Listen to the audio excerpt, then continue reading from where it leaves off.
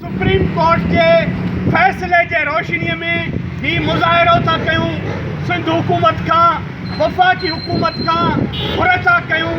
त हिते जेके अफ़गान भगोड़ा सिंधी माण्हुनि खे मारण में ऐं सिंध में हीरोन चर्स आफ़ीम ऐं हथियार फैलाइण में मुलविज़ आहिनि उन्हनि खे सिंध मां तड़े उन्हनि खे सिंध मां कढी सिंध जे माण्हुनि खे असली धरती धणियुनि खे रोज़गार सां लॻायो वञे।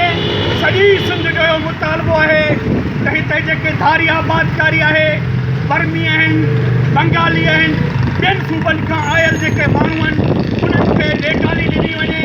जीअं सिंध जा माण्हू जेके पंहिंजा बचा खपाइण ते मजबूर आहिनि बेरोज़गारी जे करे ख़ुदकशियूं था कनि उहे पंहिंजे वतन में रोज़गार करे सघनि इज़त जी सिंध जी सघनि। उन करे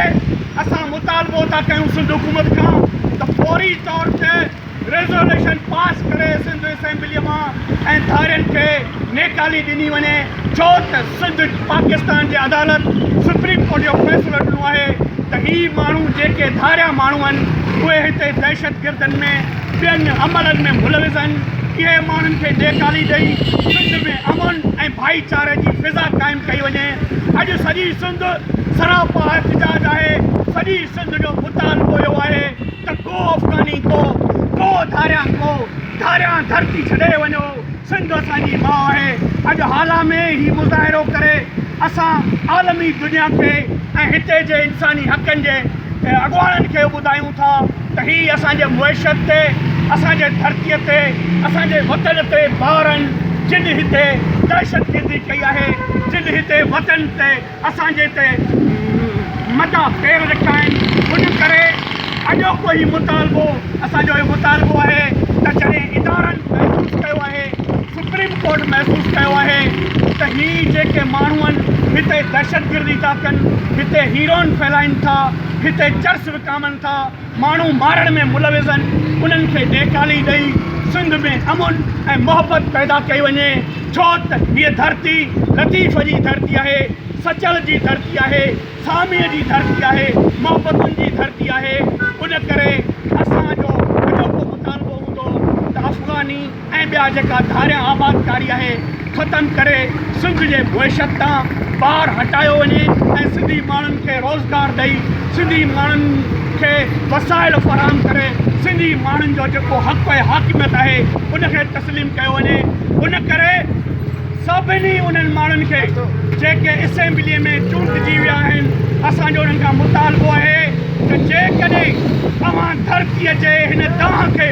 असेंबलीअ जे अंदरि आवाज़ न उथारियो ऐं अवां रेज़ोल्यूशन पास न कई ऐं अवां धारियुनि लाइ आवाज़ न उथारींदव त असीं सम्झंदासीं अवी धारियुनि सां बिट कयो ऐं सुभाणे जेको तव्हांजा इस्तक़बाल थींदा सॼी सिंध जे अंदरि उहे बेदनि टमाटनि सां थींदा तव्हांजे ख़िलाफ़ मुज़ाहिरा थींदा छो त कल्ह बि तव्हीं धारियुनि सां गॾु हो मूं जंग वतन लाइ जोटी आहे मखदूम बिलावल मोटी आहे का धारियुनि सां वेढ़ांद कयूं तो राहत खे फिट धरती खे अमन ख़ुशहाली लाइ तबाही जो कारण ऐं सबबु बणी आहे उनजे ख़िलाफ़ु आहे। अॼु असां हालात पेश करे एहतिजाज कंदे आलमी इदारनि जा घुर था कयूं ऐं छा सुप्रीम कोर्ट जे फ़ैसिलनि खे बि तव्हांजी अहमियत न आहे छा सिंध जे इहा शइ जी ख़बर न आहे त धारिया जेके मंशात काटनि था बदअमा काटनि था ऐं हर क्राइम में मुलविज़ आहिनि उन्हनि जे लाइ जी करारदाद पास छो नथी कई वञे। असां घुर था कयूं त सुप्रीम कोर्ट जे फ़ैसिले ते अमल करे हिननि धारियुनि खे सिंध मां निकाल ॾिनी वञे।